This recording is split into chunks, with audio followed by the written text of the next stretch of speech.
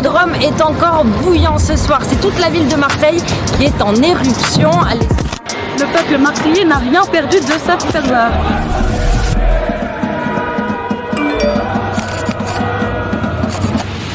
Ça va exploser là.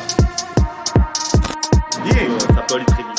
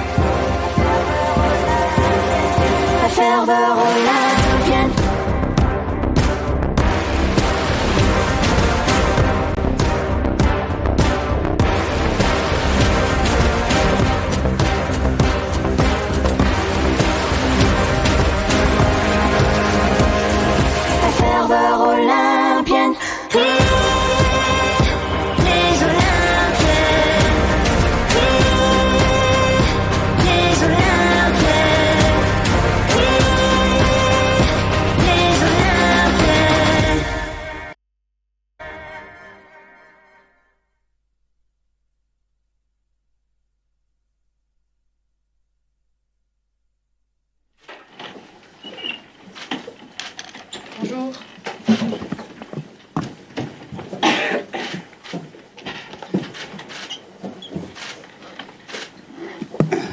Bonjour.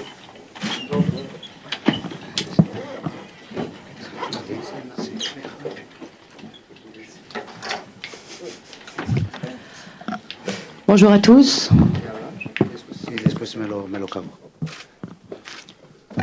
Bienvenue à la présentation du nouvel entraîneur Gennaro Gattuso. Comme d'habitude, je vais laisser la parole au président qui va faire la présentation de l'entraîneur. Ensuite, vous pourrez poser vos questions au nouveau coach et nous finirons par 3-4 questions pour le président. Bonjour à tous et à toutes. On est ici pour faire la présentation de notre nouveau entraîneur, coach, Gennaro Gattuso. Benvenuto, mister. Piacere. Gracias. Pour nous, c'est un moment important. Je ne vais pas rentrer dans tous les différents détails. J'ai fait seulement une petite introduction de comment c'était tous les processus et pourquoi on a choisi comme club Gennaro Gattuso comme entraîneur. Après le match contre Paris Saint-Germain, j'ai parlé au vestiaire, on a analysé la situation et j'avais dit aux joueurs que pendant cette semaine, on aurait trouvé un nouveau entraîneur parce que c'était une situation importante. La priorité dans le moment actuel, c'était de faire une stabilité sur le plan sportif et c'était important de bien trouver les coachs pour nous comme décision du club pendant ces semaines. Gennaro, il avait les profils, spécialement parce qu'on avait bien étudié ce qu'il a fait dans le passé. C'est un entraîneur reconnu dans des différentes situations avec club, avec beaucoup de pression et beaucoup d'exigences sportives. Quand il a pris l'équipe en cours de la saison, c'est à Milan, c'est à Napoli. Il a fait un travail extraordinaire avec une stabilisation la saison après. J'ai considéré à titre individuel que tant sur Milan, tant Napoli, c'était des équipes qui pratiquait un bon football avec un entraîneur très complet. En plus, il a gagné un titre, comme la Coupe d'Italie, depuis plusieurs années à Napoli, que c'était un moment important aussi pour le moment actuel et la transformation qu'il a vécu ces sociétés.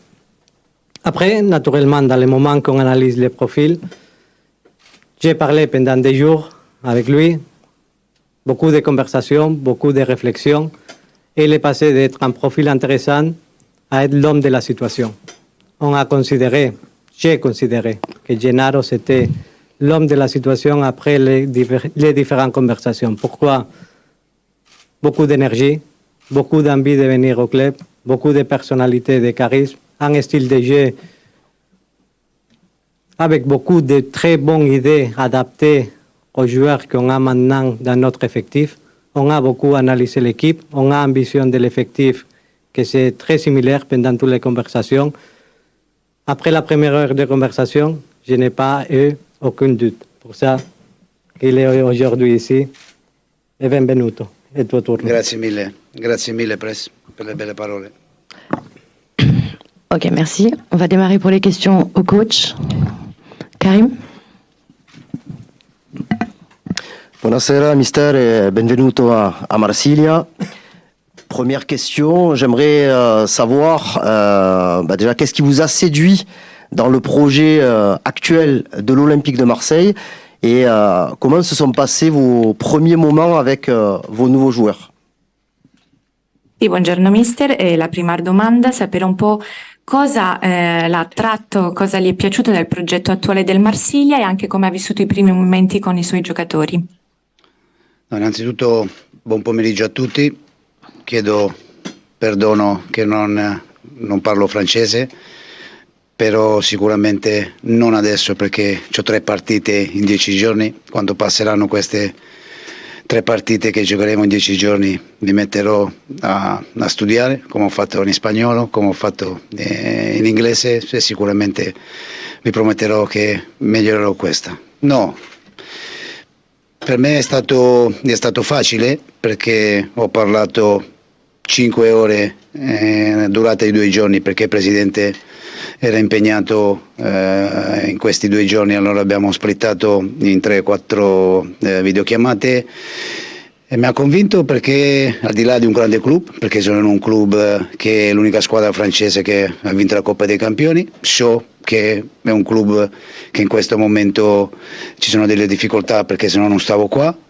però penso che la squadra ha dei valori, il club ha dei valori, l'ho toccato con mano in questi 2 giorni, faccio l'esempio di Pancho che potevo scegliere se stare con me o no, il Presidente mi ha spiegato un po', dopo 20 secondi ci siamo abbracciati come tutti gli altri ragazzi che sono rimasti perché si sono messi a disposizione, si sono messi a grande disposizione con me e con il mio staff e devo dire che i primi 2 giorni posso solo dire cose positive, cose buone, ringraziare i giocatori per la disponibilità che mi hanno dato in questi 2 giorni perché non è facile, non era facile, però devo dire che sono molto contento e la scelta non è stata una scelta difficile, è stata una scelta con la consapevolezza di venire in un ambiente caldo che mi piace, non mi fa paura, devo vincere le partite perché nel calcio per portare l'entusiasmo devi vincere più partite possibili, però sono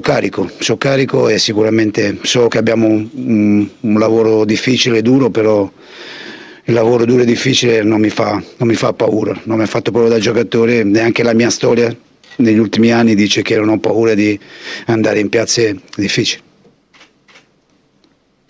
Alors bonjour à tous, tout d'abord je m'excuse du fait que je ne parle pas encore français. Évidemment, là on a 3 matchs en 10 jours, donc ça va être un peu compliqué, mais je vous promets qu'après ça, je vais vraiment essayer d'apprendre le français comme je l'ai fait en Espagne, avec l'anglais également. Donc voilà, ça c'est ma première promesse, j'essaierai vraiment d'améliorer cet aspect de la langue.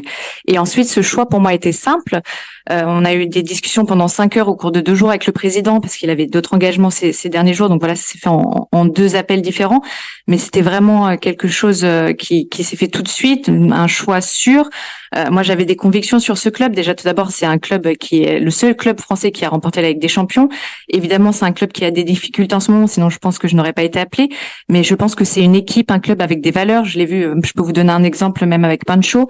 Il avait le choix de pouvoir rester avec moi dans mon équipe ou pas. On en a parlé avec le coach, avec le président qui me l'a expliqué. Et vraiment, on s'est embrassé, on s'est mis d'accord. Tout le monde était à disposition pour moi. Donc ça, c'est vraiment quelque chose que j'ai apprécié. Je remercie les joueurs aussi qui ont été très disponibles au cours de ces 2 jours. Je sais que c'est pas évident pour eux. Donc voilà, c'est un choix conscient. Je sais que j'arrive dans un endroit avec une ambiance très chaude, mais c'est pas quelque chose qui me fait peur. Évidemment, il faudra gagner des matchs puisque c'est ça qui amène aussi de l'enthousiasme, mais j'ai vraiment envie, voilà, de travailler dur. J'en avais pas peur en tant que joueur et je pense que mon passé d'entraîneur a prouvé aussi que je n'avais pas peur d'arriver dans des endroits chauds comme ici. Camille. Bonjour. Justement, vous parlez de votre passé de joueur. Vous avez été un grand milieu de terrain. Justement, vous avez du coup rencontré les joueurs hier pendant un entraînement. Est-ce que justement, vous pouvez nous expliquer ce que vous allez apporter justement à cette équipe de l'Olympique de Marseille et peut-être aussi, si vous pouvez préciser, au milieu de terrain, du coup, poste que vous avez effectué, poste auquel vous avez joué justement par le passé. E allora, ha fatto riferimento al suo passato da giocatore, è stato un grande centrocampista, quindi adesso che ha incontrato i giocatori, cosa pensa di dare a questo Marsiglia e anche cosa si aspetta, cosa pensa di dare a livello di centrocampo, poiché è il settore che conosce meglio? No, ma il problema è che sono totalmente diversi. Il Gattuso giocatore e il Gattuso allenatore sono due robe totalmente diverse. Mi piace un calcio. Se oggi c'è un Gattuso in squadra non lo so se gioca, al di là delle battute, ma perché vedo il calcio in maniera totalmente diversa. Sono un allenatore che mi piace giocare dal basso, comandare il gioco, trovare superiorità numerica con il palleggio. È normale che in questo momento sono appena arrivato, non si può fare subito perché sarei un folle a fare tutto questo. E la prima cosa che dobbiamo trovare è la compattezza, la voglia di venire al campo, la voglia di lavorare, di sudare la maglia, perché penso che al Velodrome gli piace vedere una squadra aggressiva, una squadra che non molla mai. E quello che ho detto ieri, quello che avete scritto, l'avete scritto perfettamente, quello che ho detto ieri alla squadra, perché oggi sui giornali c'era scritto tutto. Ho chiesto questo, noi siamo una squadra e oggi la priorità è di trovare entusiasmo, di giocare da squadra, che quando si sbaglia un passaggio siamo arrabbiati per andarla a conquistare, non pensare che il compagno ha sbagliato, ma dare una mano al compagno, questo. Dopo sicuramente c'è da lavorare perché mi piace fare un calcio offensivo, mi piace, come ho detto già prima, comandare le partite, stare nella metacampo avversario, creare delle situazioni e sicuramente sono totalmente diverso da quando giocavo da allenatore. Alors, je pense qu'il y a vraiment une grande différence entre le Gattuso joueur et le Gattuso entraîneur. Honnêtement, si moi j'avais un Gattuso joueur dans mon équipe, je ne sais pas s'il jouerait. Mais voilà, à part la petite blague, j'ai vraiment une vision différente du jeu maintenant. J'aime jouer en commençant les actions du bas du terrain, avoir vraiment le contrôle du jeu, être en supériorité numérique avec le ballon. Donc voilà, je sais évidemment que j'ai beaucoup d'ambition, que ce sera pas facile au début puisque je viens tout juste d'arriver, mais je veux avoir une équipe compacte, vraiment une équipe qui a envie de travailler, qui a envie de s'entraîner, qui mouille le maillot, parce que je pense que quand on va au Vélodrome, on a vraiment besoin de ça aussi pour nos supporters. Et vous l'avez même bien dit dans les journaux quand vous avez écrit hier sur moi aussi, je veux vraiment tout, que tout ce soit compact, voilà, qu'on joue comme équipe. Je veux vraiment que il y a cette idée aussi, quand on rate une passe, que on ait tout de suite l'envie de reconquérir le ballon et qu'on s'énerve pas contre le coéquipier. Voilà, il faut vraiment un football offensif, je viens de le dire, vraiment commander les matchs, être toujours dans la deuxième partie du terrain, dans la partie de terrain adverse. Mais voilà, c'est quelque chose de très difficile à faire, mais c'est ce que je voudrais faire. Ludo. Bonjour. Le club a traversé une grosse crise la semaine dernière et a perdu 4-0 à Paris dimanche. Comment avez-vous trouvé l'état d'esprit des joueurs quand vous les avez rencontrés hier? Non, l'ho capita questa. Io penso che la partita col Paris Saint-Germain, adesso il Paris Saint-Germain è diventata una squadra ingiocabile, una squadra che sta cominciando a capire bene i meccanismi del suo allenatore ed è diventata ingiocabile. È normale che la squadra non ha fatto una buona prestazione, però l'ho vista la partita e sinceramente mi è piaciuto lo spirito dei 4 difensori, dei centrocampisti, quasi tutta la squadra, perché poteva finire in tragedia, poteva finire 10-11-0. E il lato positivo dell'allenatore è quello là, che ho visto l'orgoglio, e gliel'ho anche detto a qualcuno di loro, di non mollare, di non prendere imbarcate, perché la partita poteva finire veramente molto molto male e penso che questo mi è piaciuto molto. Però se dobbiamo analizzare la partita c'è poco da analizzare, una squadra che ha dominato in lungo e largo, ma penso che succederà con tante squadre, perché quando dico che sta diventando il Paris Saint-Germain ingiocabile, penso che è un dato di fatto. Alors j'ai vu le match contre le PSG et par rapport à ça, je pense que le PSG c'est une équipe qui à l'heure actuelle est vraiment injouable. Il commence à comprendre les mécanismes de son nouvel entraîneur Et donc voilà, après évidemment que l'équipe a pas fait une bonne performance, mais de ce que j'ai vu, j'ai aimé l'esprit positif des 4 défenseurs, des milieux de terrain, parce que je pense que le match aurait pu finir 10-11-0. Et voilà, cet orgueil de ne pas baisser les bras, de ne rien lâcher quand même, puisque le résultat aurait pu être encore plus large, encore pire. Donc voilà, après, je pense qu'il y a vraiment peu à analyser du match. Le PSG a dominé le match et je pense qu'il le fera contre beaucoup d'équipes, parce que je répète encore une fois, je pense que c'est vraiment une équipe très très solide. Mourad. Oui, bonjour coach, bienvenue à Marseille. Vous avez commencé à parler un peu de ce que vous voulez mettre en place sur le terrain. Est-ce que vous pouvez nous donner un peu plus de précision pour préciser un peu ma question? Par exemple, votre prédécesseur avait une prédilection pour le 4-4-2, aimait le marquage en zone et plutôt n'avait pas de problème à laisser la possession de balle à l'adversaire. Voilà. Est-ce que vous pouvez nous donner des grandes lignes directrices de ce que vous voulez mettre en place ici au niveau tactique? No, io penso che non mi piace parlare di Marcelinho perché penso che nel suo ha fatto un buon lavoro. Sicuramente mi piace fare qualcosa di diverso, non mi piacciono 2 linee da 4 perché le 2 linee da 4 sei molto piatto, mi piace giocare con un vertice basso sempre, parlo di 4-3-3, qualche volta 4-2-3-1, però sicuramente non sono un amante del 4-4-2. Come ho detto già prima, se la squadra sta bene, fare una pressione un po' più alta, un po' ultraoffensiva, e rischiare anche tante volte giocare, di rompere la linea dei 4, di essere molto, molto aggressivi, al di là di tutto quello che ho detto prima del palleggio, e penso che dobbiamo lavorare su questo, avere coraggio di accettare qualche volta anche l'1 contro 1, perché il calcio moderno per giocare così sta andando in questa direzione. Però il lavoro di Marcelinho penso che è stato fatto un buon lavoro, c'è da rispettare quello che ha fatto, però sicuramente andiamo alla ricerca di fare un qualcosa di diverso, perché calcisticamente la vedo così. Alors, tout d'abord, je n'aime pas parler de mes prédécesseurs. Je voudrais pas trop parler de Marcelino. Je pense qu'il a fait un bon travail. Après, c'est vrai que moi, je ne suis pas fan de ces 2 lignes de 4. Je pense que c'est un jeu un peu plat. Je préfère avoir un niveau différent. Donc, par exemple, jouer généralement en 4-3-3 ou 4-2-3-1. Voilà, je suis pas un fan, on va dire, du 4-4-2, mais après, tout dépend de comment se déroule le match. Si l'équipe joue bien, voilà, essayer de presser plus haut, parfois être même ultra offensif, prendre un peu plus de risques, de faire un peu de la rupture aussi au niveau de la ligne des 4. Jouer beaucoup, comme je l'ai dit auparavant, sur les passes, sur la possession.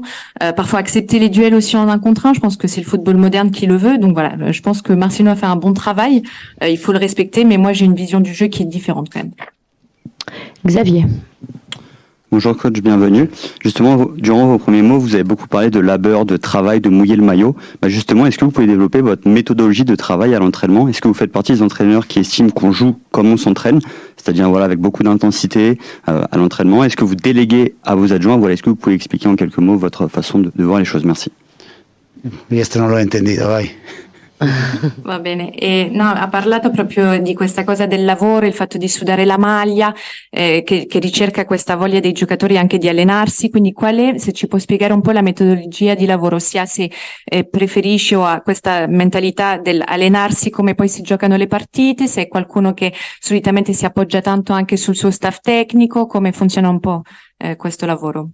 Sicuramente le partite si vincono durante la settimana, come ti alleni, come le prepari, perché dopo l'allenamento rispecchia la partita. Quando parlo di intensità, l'intensità è fondamentale nel calcio moderno e noi ci basiamo molto sui dati fisici, sulla carga dei dati che ci dà una partita e un allenamento, e dopo quello che vogliamo fare quando ci abbiamo la palla, quando non ci abbiamo la palla, però bisogna farlo con grande intensità, perché se facciamo tutto a una all'ora e andiamo piano non si può fare. Quando parlo che bisogna rompere la linea, quando parlo che bisogna accettare l'1 contro 1 certe volte per portare più uomini nella mattegamba avversaria, per fare gol e non pensare solo a difendere e giocare in contrattacco. Questa squadra ha delle caratteristiche ben precise, è una squadra che da metà campo in su ha grande velocità, e che la velocità non si può cercare solo con palla larga, ma si può cercare anche se esce da prima pressione, se riesce a palleggiare bene e c'hai 40-50 metri di campo per fare male agli avversari, ed è per questo che bisogna lavorare. Quello che hai detto è corretto, c'è uno staff tecnico che lavora molto, ci piace guardare sempre tanti video, quello che facciamo durante la settimana anche noi, non soltanto gli avversari ma anche noi, perché è molto importante quello che facciamo durante la settimana. Siamo un po' stressanti con i giocatori, sì, perché li molestiamo, perché c'è da molestarli per cercare di fare, di imparare più fretta possibile quello che vogliamo fare, però si fa con rispetto, si fa con educazione e cercando di entrare nella loro testa. Alors, en ce qui concerne les matchs, je pense que les matchs se gagnent par le travail de la semaine, parce que c'est vraiment l'entraînement après qui se reflète dans les matchs.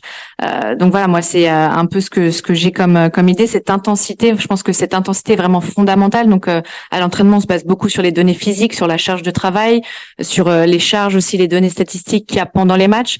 Ce qu'on veut essayer de faire avec ou sans le ballon, toujours que ce soit avec intensité, parce que je pense que si on fait les choses bien, mais qu'on va 1 à l'heure, 2 à l'heure, on va nulle part. Donc il faut vraiment, voilà, ce que j'ai dit tout à l'heure, le football moderne a vraiment ce besoin d'intensité, comme je disais tout à l'heure, parfois de casser les lignes, d'être en 1 contre 1 pour réussir à avoir plus d'hommes après qui se trouvent dans la milieu de terrain adversaire, avoir une équipe rapide, réussir à bien sortir de la pression pour pas seulement se baser sur une défense et de la contre-attaque, mais avoir beaucoup de terrain, 40-50 mètres pour réussir à dérouler notre jeu. Et après, comme vous l'avez dit, c'est vrai, j'ai un staff d'adjoints, de personnes qui m'aident. On fait beaucoup de vidéos. On analyse tant les vidéos de nos adversaires qu'aussi notre jeu à nous. Je sais qu'on peut être un peu stressant pour les joueurs parce qu'on les embête, on les pousse, mais voilà, on fait toujours avec respect et éducation pour essayer de sortir le meilleur de nous-mêmes. Bonjour et bienvenue.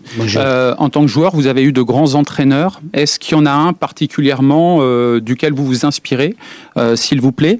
Et c'est un championnat que vous allez découvrir, la Ligue 1 française. Est-ce que vous avez discuté avec certains entraîneurs qui sont passés déjà par là? Et on peut penser à Igor Tudor, s'il vous plaît. Ma devo dire che quando si comincia, questo è il 9° anno che faccio allenatore, quando ho preso la decisione di fare allenatore, sì, ti appoggi nei primi anni a qualche allenatore che ha avuto, dopo più passi il tempo più diventi hai le tue cose, le dinamiche ti possono aiutare di quello che hai passato in uno spogliatoio, di come si è comportato in certi momenti l'allenatore nei confronti di quando sbagliavo io e i miei compagni. Su questo ti può aiutare, ma a livello tecnico-tattico cambi sempre, perché se vai a vedere l'anno scorso ero uno che la linea di 4 non la rompevo mai, l'anno scorso a Valencia ho cominciato a rompere la linea dei 4 perché giocavo di reparto, a Napoli, al Milan. L'anno scorso a Valencia ho cominciato a rompere la linea, ho cominciato a giocare col giocatore col piede invertito, sai, ogni anno trovi sempre un qualcosa di nuovo che ti può far migliorare, ci metti sempre qualcosa. All'inizio sicuramente mi sono appoggiato a Lippi, ad Ancelotti, a tutti gli allenatori che ho avuto, perché mi hanno lasciato tanto, però dopo strada facendo cambi sempre idee, vai a smontare, vai a fare qualcosa, dopo devi vedere anche la squadra che alleni, che caratteristiche hanno, se puoi fare determinate cose, e non vi nego che tante squadre non l'ho accettate per questo motivo qua, che non era funzionale come voglio giocare io, perché se tante squadre non sono funzionali, non hanno caratteristiche per poter fare il calcio che mi piace, è meglio non andare. E sull'altra cosa dell'allenatore non ho parlato con nessuno che ha allenato qua, però è evidente che è una liga molto fisica, è una liga che i giocatori corrono tanto, con una velocità incredibile, ed è un campionato imprevedibile perché bisogna stare bene, e se è quello che ho detto alla squadra ieri, se nessuna squadra si può permettere nella Liga di giocare con 2 giocatori in meno a livello fisico, bisogna avere sempre parità almeno sulla corsa, perché se una squadra in Liga può pensare di giocare con 3 o 4 giocatori che aspettano la palla in fase difensiva, non partecipano, prendi imbarcate tutte le partite. Alors, je pense que quand j'ai commencé moi à être coach, parce que là c'est la 9e saison, 9e année que je suis entraîneur, quand j'ai commencé, c'est vrai qu'au début je m'appuyais un peu sur les entraîneurs que j'avais eus, mais après au fil du temps, voilà, les choses changent évidemment, ce qu'on attend du jeu, la vision du jeu. C'est vrai que j'ai pu me baser par exemple sur comment se comportait un entraîneur, par exemple quand sur les expériences au niveau du vestiaire, quand il y avait quelque chose qu'on faisait pas bien. Mais voilà, au niveau tactique, technique, c'est complètement différent. C'est vraiment quelque chose qui m'est propre. Et puis même moi, en tant qu'entraîneur, j'ai changé aussi ma vision du jeu. Par exemple, à Naples, à l'AC Milan, j'avais une vision plus par secteur, par rôle, par poste. Et après, à Valence, l'an dernier, j'ai commencé à casser la ligne de 4, alors c'était quelque chose que j'avais jamais fait avant, à mettre des joueurs qui avaient le pied inversé. Donc voilà, tout peut changer au fil du temps. C'est vrai que je m'inspire quand même. Mes entraîneurs, tous m'ont beaucoup donné. Lippi, Ancelotti, pour en citer que deux. J'essaye aussi de changer un peu mes idées, de voir aussi en fonction des joueurs, parce que parfois, et la raison pour laquelle j'ai pu refuser des clubs aussi, c'est qu'il faut voir les caractéristiques des joueurs. Je pense que si l'équipe n'a pas les caractéristiques qui s'adaptent à mon jeu, ça vaut pas forcément la peine d'essayer. Donc voilà, après ça c'est ma vision. Et en ce qui concerne la deuxième question, j'ai parlé avec personne qui avait entraîné ici, mais ce que je connais de la Ligue 1, c'est que c'est un championnat avec beaucoup de courses, avec une vitesse incroyable, et la seule chose aussi qui peut la définir, c'est imprévisible. Je pense qu'on peut pas se permettre, aucune équipe peut se permettre d'avoir de jouer avec deux joueurs qui ne sont pas à 100% au niveau physique. Il faut que les équipes soient au moins égales au niveau de la course. Et si une équipe prétend jouer avec 2-3 joueurs qui attendent juste le ballon, en défense sans courir, ça fera tout de suite des scores fleuves. Flo ? Oui. Bonjour Mister, ici au fond. Je voulais vous demander de ce que vous avez pu étudier de votre effectif, que visiblement vous connaissiez déjà un petit peu, enfin vous n'arrivez pas non plus avec une vision totalement inconnue de l'OM, mais de ce que vous avez vu de l'effectif, de ce que vous savez de la Ligue 1, avec Paris, vous l'avez dit, équipe très compliquée, avec Monaco, évidemment de la concurrence. Est-ce que vous estimez que être dans les 4, c'est une mission compliquée ou atteignable cette saison? Ma in questo momento è facile. Per il club che siamo la parola d'ordine è Europa, perché siamo in Marsiglia, perché la storia di Marsiglia dice che la sua casa, il suo habitat è l'Europa, però veniamo da un momento di difficoltà. Sicuramente, guarda, io ho firmato un contratto che se si rinnova il contratto perché si arriva nei primi 4. E capisci che da parte mia c'è tutta la voglia di arrivare nei primi 4, perché sennò vado a casa, ma al di là delle battute in questo momento noi dobbiamo pensare a creare entusiasmo, dobbiamo pensare a venire al campo d'allenamento con entusiasmo, con voglia e ripartire a fare le cose per bene. È normale che abbiamo una squadra che in questo momento è in difficoltà, però una squadra con valori, e dobbiamo riuscire a pensare partita dopo partita e vediamo dove arriveremo. Però l'obiettivo del club sicuramente è l'obiettivo di stare nelle prime 4, perché lo dimostra il fatto del mio contratto, e speriamo di riuscirci, anche se ci sono squadre di valore, ma ripeto, penso che in questo momento è riduttivo dare illusione ai tifosi, e penso che la cosa più importante è riuscire a creare un entusiasmo che piace a questa piazza, e quando vengono allo stadio si sentano orgogliosi di questa squadra qua. Alors, je pense que c'est simple pour ce club. Le mot d'ordre, c'est vraiment Europe. Je pense que c'est, de par son histoire, son milieu naturel, entre guillemets. Et puis, c'est simple. Moi, j'ai un prolongement de contrat qui est lié à l'Europe. Donc, évidemment, j'ai envie qu'on soit dans les 4, sinon je risque de rentrer chez moi. Mais voilà, à part ça, je pense vraiment que l'important, à l'heure actuelle, c'est de se concentrer sur générer de l'enthousiasme, de l'envie, recommencer à bien faire les choses. C'est vrai que c'est une équipe qui est en difficulté, mais qui a des valeurs. Et donc, maintenant, il faut vraiment qu'on se concentre match après match à atteindre nos objectifs. Donc voilà, l'objectif, oui, c'est d'être dans les 4. Mon contrat en dépend. Mais voilà, même s'il y a des adversaires qui sont évidemment de très haut niveau, je pense qu'il faut se concentrer sur ça, sur cette idée d'enthousiasme aussi, faire en sorte que les gens viennent au Vélodrome et qu'ils soient heureux et fiers de notre équipe. Nico. Bonjour, bienvenue. Qu'est-ce que vous connaissiez de l'Olympique de Marseille avant d'y signer, et qu'est-ce que vous connaissiez également du stade Vélodrome? Facile, una domanda facile, molto facile. Parto dal Velodrome, uno dei pochi stadi europei che sembra di stare in Sud America, che si muove tutto, Io ho giocato solo una volta, ho rischiato Heinz, se vi ricordate mi fece un'entrata, un altro po' mi spacca un ginocchio, però è uno stadio sudamericano, uno stadio che quando canta, quando si sente, è da pelle d'oca, e penso che deve essere un valore aggiunto, deve essere un qualcosa che noi dobbiamo trascinare loro e loro devono trascinare noi.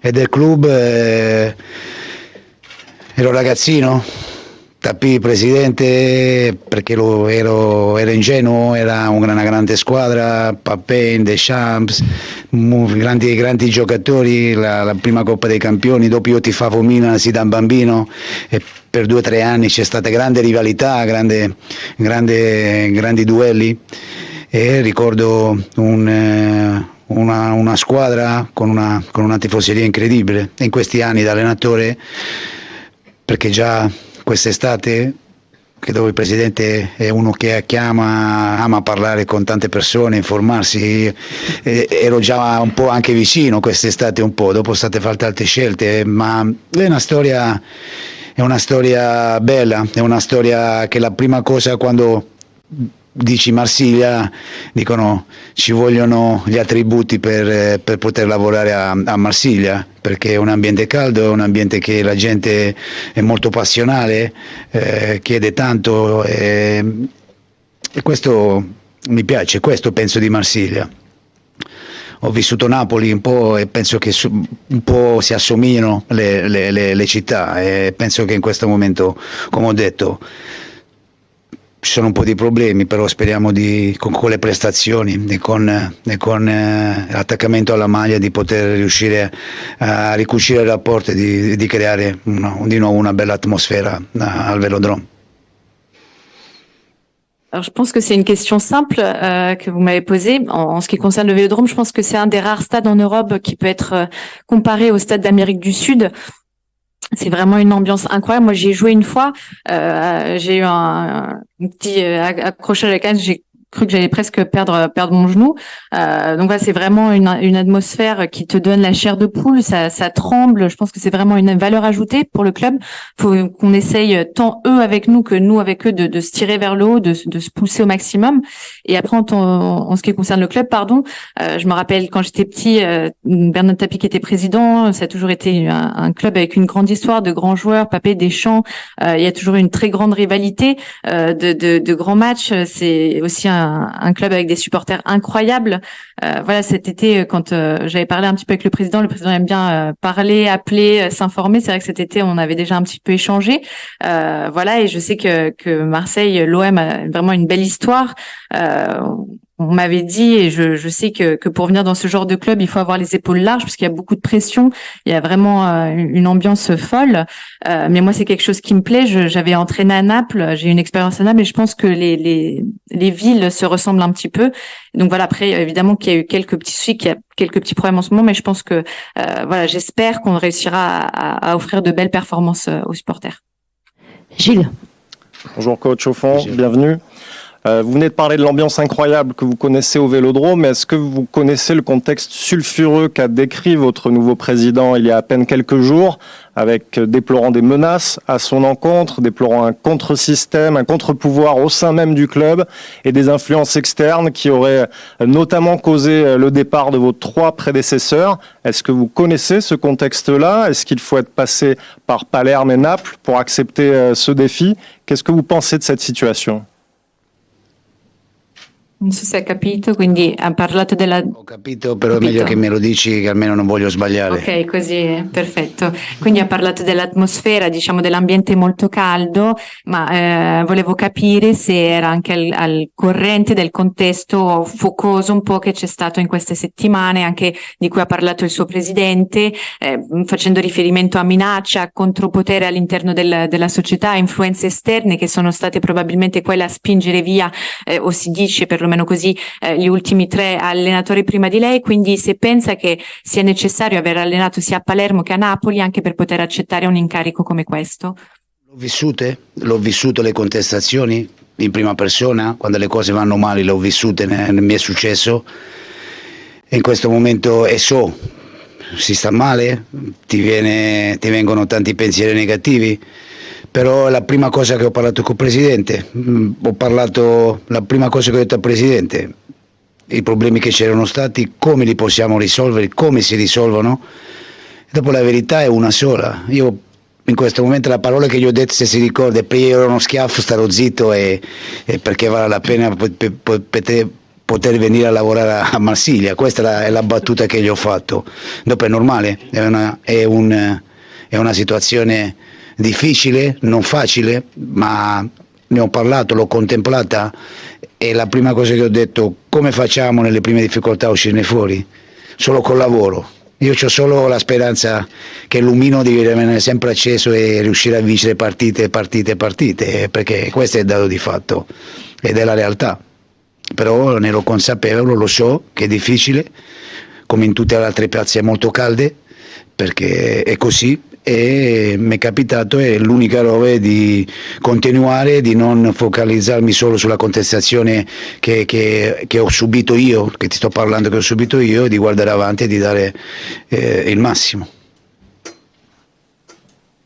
Alors, je pense que moi aussi, par le passé, j'ai vécu aussi des situations, voilà, de contestation. Je sais ce que c'est. Je sais que quand les choses vont mal, parfois on a un peu de pensée négative. Moi, j'ai parlé tout de suite avec le président de ça, de la façon dont on pouvait résoudre les problèmes. Je lui ai fait une petite blague, parce que je lui ai dit au téléphone, je lui ai dit s'il faut prendre une gifle, voilà, je prendrai une gifle et il faudra se taire. Donc ça, c'est un peu l'idée, quoi. Mais je sais, voilà, je suis conscient de la situation. Je sais que c'est une situation difficile. Mais comment faire pour en sortir? Avec le travail, travailler constamment, et c'est vraiment, voilà, de garder l'espoir pour réussir à aller de l'avant et gagner match après match. C'est comme ça que les choses pourront aller de l'avant. Je sais que c'est dur, voilà, comme toute place, comme toute ambiance chaude. Comme je vous l'ai dit, je l'ai déjà vécu. Mais voilà, il faut pas se concentrer sur les contestations. Il faut vraiment essayer d'aller de l'avant, de se concentrer sur le futur et de donner le maximum. Dopo, per finirla, dopo si vive una volta sola, forse se si viveva 2 o 3 vite si poteva anche dire di no, di venire a Marsiglia, ma siccome si vive una volta sola, e chi ha orgoglio, chi ama questo lavoro, non si può dire di no a una società come Marsiglia. Se vivevo forse in 3 vite forse avrei detto di no, ma siccome vivo solo una vita, come tutti quanti noi, non si poteva dire no, e accetti anche queste difficoltà, perché ti chiama l'Olympique Marseille. Et pour finir, je pense qu'on n'a qu'une seule vie. Donc, si j'en avais eu 2 ou 3, peut-être que j'aurais pu dire non à l'OM. Mais voilà, je pense que pour les gens qui aiment ce sport, qui aiment ce travail, c'est un club qui n'est pas refusable. Donc vraiment, c'était une occasion que je ne pouvais pas perdre, puisque voilà, je le répète, je n'ai qu'une seule vie, comme vous tous. Et donc, c'était une occasion qui pouvait ne pas se répéter. Karim? Mister, pour parler un peu sportif, il y a une échéance importante samedi contre Monaco. Vous avez récupéré votre groupe, participé à votre première séance hier. Il semblerait qu'aujourd'hui vous ayez déjà bien travaillé. Est-ce que vous avez déjà cette expérience d'arriver en cours de saison et prendre un groupe? Est-ce que en 3 jours, quelques séances, c'est déjà suffisant pour changer des choses positivement avant le match de samedi? Penso che la bravura di un allenatore è fare meno danni possibili adesso. Quello che ho in testa oggi, sarei un folle a proporre partire dal basso col portiere, fare delle giocate. Penso che bisogna mettere anche i giocatori in condizione di farli esprimere al massimo, e penso che dobbiamo fare qualcosa di diverso, nel senso, abbiamo fatto 2 allenamenti molto molto buoni, oggi abbiamo preparato un po' il lavoro in fase difensiva di come gioca il Monaco. È una squadra che gioca a giocatori di qualità, a giocatori che palleggiano molto bene dalla 3 quarti in su, e combinano molto bene, e dobbiamo stare attenti. È una squadra che domenica scorsa ha perso 1-0 al 93esimo con Nizza, sbagliando 2 rigori, non meritava di perdere la partita, ed è un allenatore che gioca molto in verticale, è un allenatore che viene dalla scuola dell'Ipsia e sa quello che deve fare. E niente, vediamo. Sicuramente bisogna fare una gran partita a livello mentale, a livello di sofferenza, perché se non abbiamo quello sarà una partita molto molto dura per noi. Alors, je pense que la bravoure dans ces moments-là d'un entraîneur, c'est d'essayer de faire le moins de dommages possible, parce qu'évidemment, ce serait fou de penser que je peux déjà imposer mon jeu en si peu de temps en partant du bas avec le gardien. Pour les joueurs, je pense qu'il y a besoin qu'ils puissent s'exprimer au mieux. Donc voilà, on a fait deux très bons entraînements. On a travaillé là un peu sur la phase défensive, aussi sur la façon dont joue le Monaco. C'est un club qui a aussi de très bons joueurs. Là, ils ont perdu 1-0 à la 93e minute contre Nice avec 2 pénaltys ratés, ils ne méritaient pas de perdre. Ils ont un jeu vraiment qui est très vertical, avec un entraîneur qui est un peu de l'école de Leipzig. Donc voilà, ça va être un travail mental aussi, savoir souffrir dans le match, sinon ce sera très compliqué. Constant. Bonsoir Mister, bienvenue à Marseille.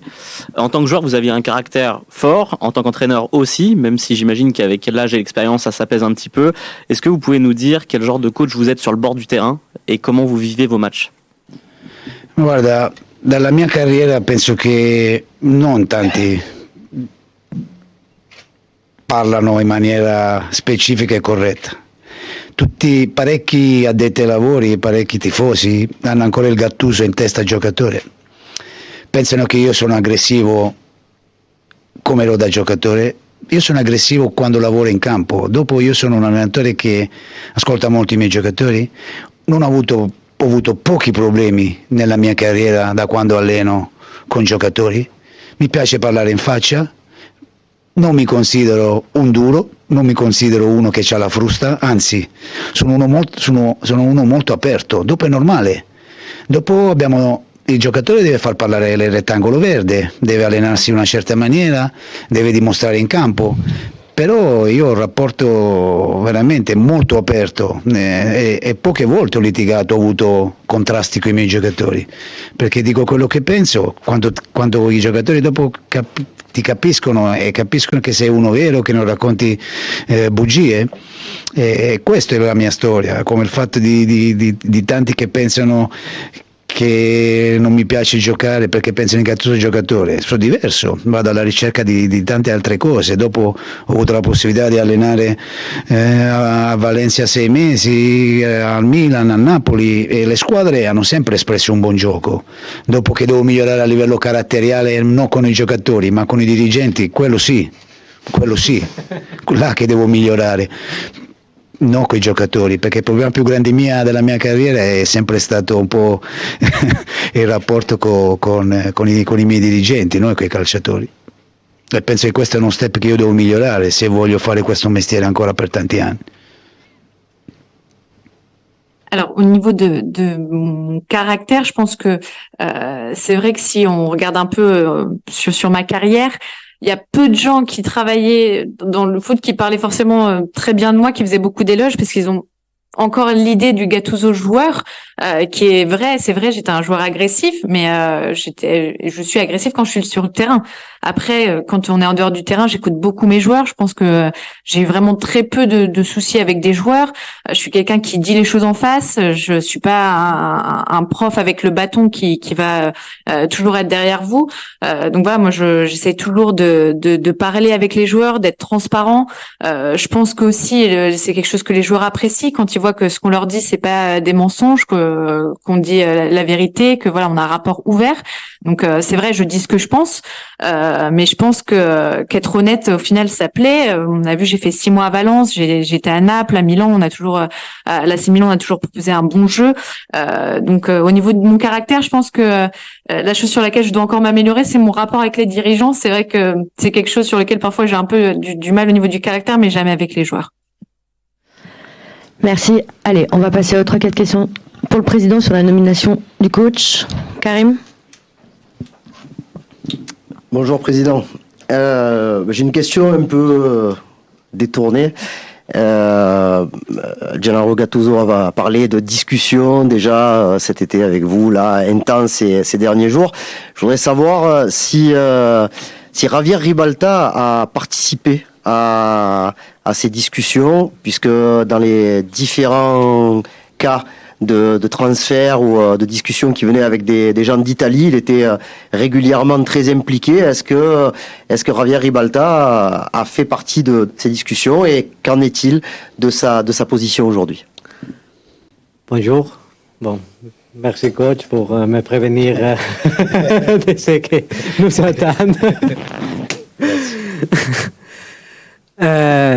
Surtout sur la situation de Javier.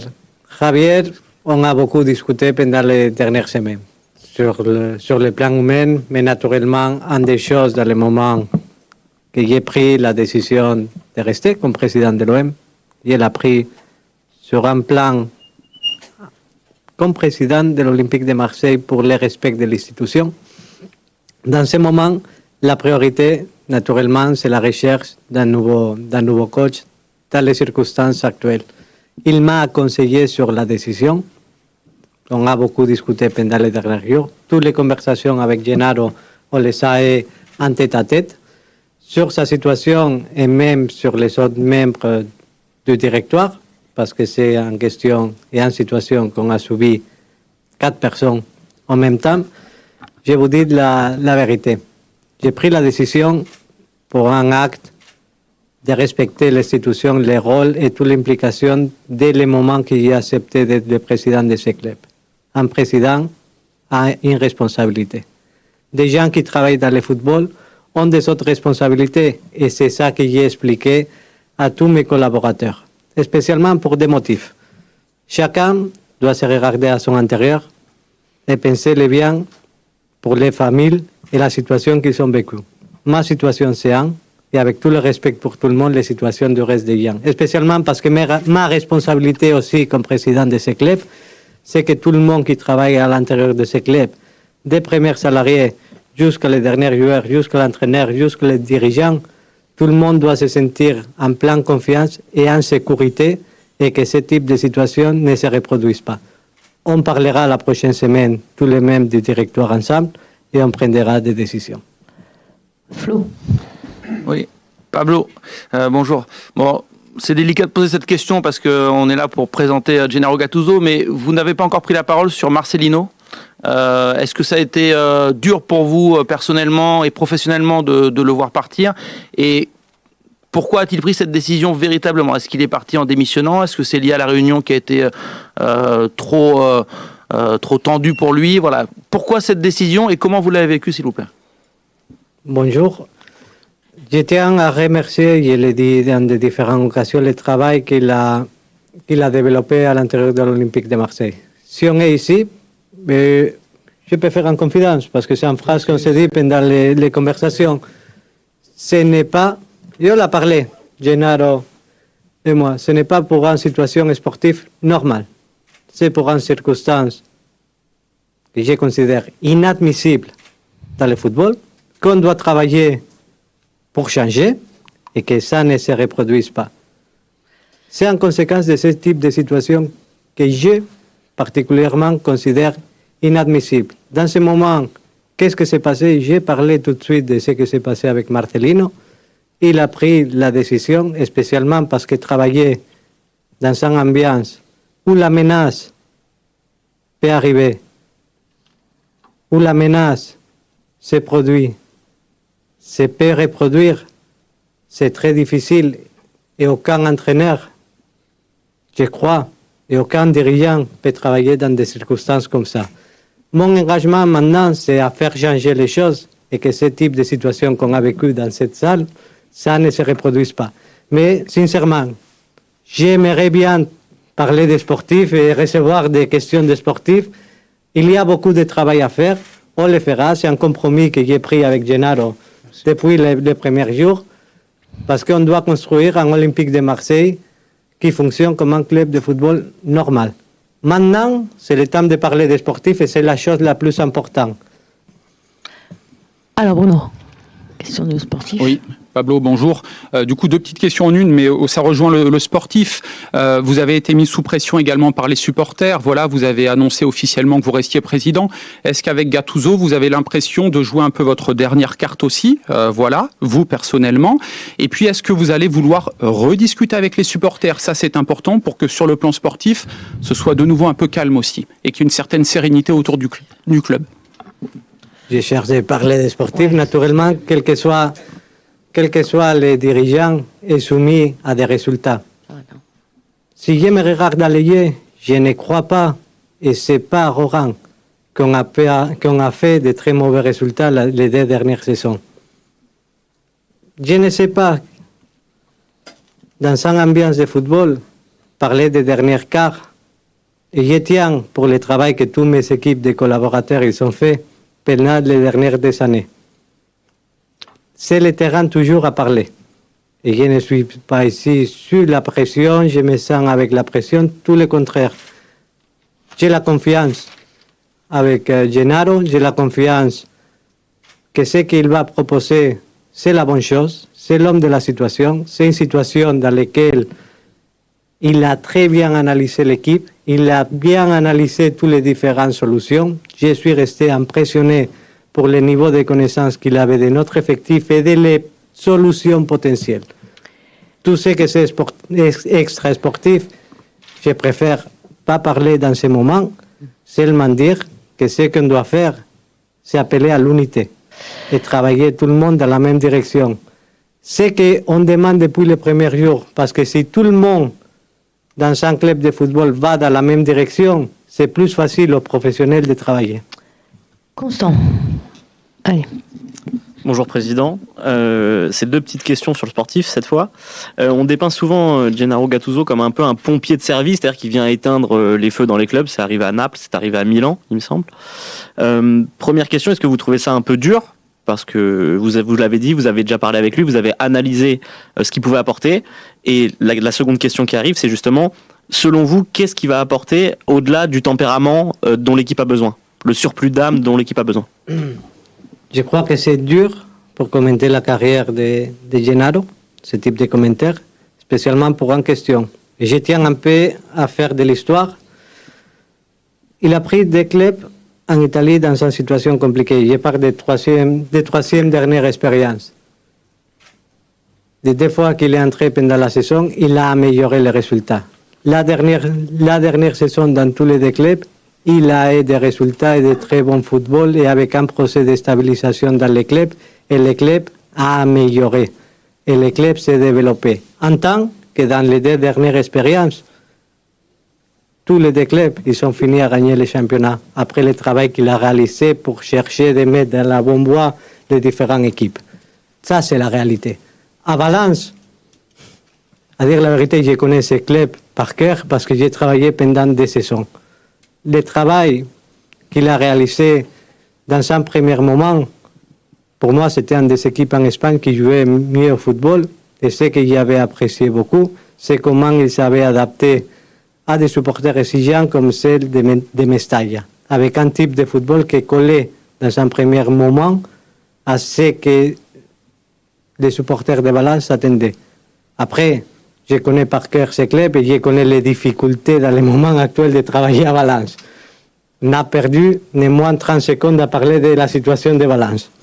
Pour vous dire jusqu'à quel moment il n'y avait rien à parler de ce type d'expérience. Le Vélodrome a adoré Igor Tudor pour l'intensité. Ils ont beaucoup aimé... Pardon, la deuxième question. Voilà, c'était ça.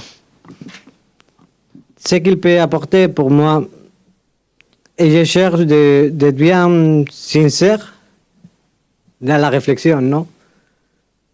Dans une équipe avec la situation actuelle, il va donner de l'énergie, de la personnalité et beaucoup de confiance aux joueurs. Ça, c'est le premier pas. Avec la confiance, la personnalité et l'énergie, c'est un moment de développer un système de jeu, comme il a dit, que c'est propre à lui, avec beaucoup de sorties de balles, avec beaucoup de construction, beaucoup de supériorité numérique dans les terrains, jouer dans des différentes lignes. À Valence, par exemple, les contre-pressing qu'il avait, c'était d'un niveau très haut. C'est un système tout à lui, mais pour faire ça, il a la personnalité, c'est l'homme de la situation pour mettre tout le monde en confiance comme il a fait dans toutes les expériences qu'il a dirigées. Posso dire che mi hai detto l'unica perplessità che avevi? Certo. L'unica perplessità che aveva il presidente e mi ha detto ma adesso vieni, come fai a fare il tuo gioco subito? Io ho detto no, aspetta un attimo, non sono così pazzo di venire e di proporre un calcio come voglio fare io le prime settimane, tranquillo, ma lui la paura più grande, mi trema il cuore quando ti vedo fare le uscite dal basso come vuoi fare e se vieni li vuoi fare subito, sono perplesso. Alors le seul doute que j'avais, si je peux me permettre de le dire, ce que j'avais dit avec le président, c'est quand lui m'a dit mais comment tu vas faire si tu viens pour réussir à imposer tout de suite ton jeu aussi rapidement? Et je lui ai dit non, t'inquiète pas, je suis pas aussi fou que ça pour essayer tout de suite de jouer directement comme je veux le faire, parce qu'il m'a dit quand je vois un peu tes relances comme ça, quand tu repars du bas directement, c'est quelque chose qui parfois me fait un peu stresser. Donc voilà, c'était le seul doute qu'il avait. Allez, dernière question, Xavier. Non, c'est une question toute bête, mais pour les principaux intéressés, entre guillemets, les joueurs qui ont connu une semaine dernière un peu compliquée, enfin voilà, on va pas revenir sur tout ce qui s'est passé. Concrètement, qu'est-ce que vous attendez d'eux pour les prochains mois? Est-ce que pour vous, c'est faire table rase du passé, on repart sur un nouveau chapitre, on doit s'adapter aux consignes du nouveau coach? Voilà, concrètement, quelle est l'idée? Merci. Il y a les joueurs, il y a l'entraîneur, il y a les clubs. Merci, ce sera le mot de la fin. On va faire la photo. Merci pour tous.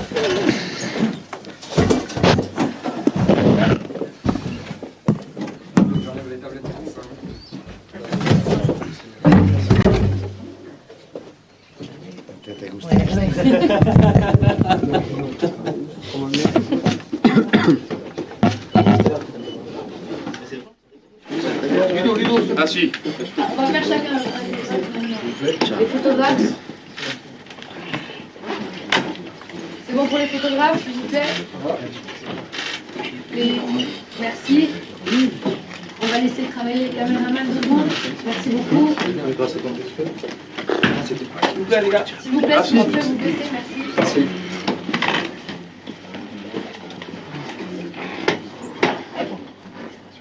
Merci. C'est bon pour tout le monde?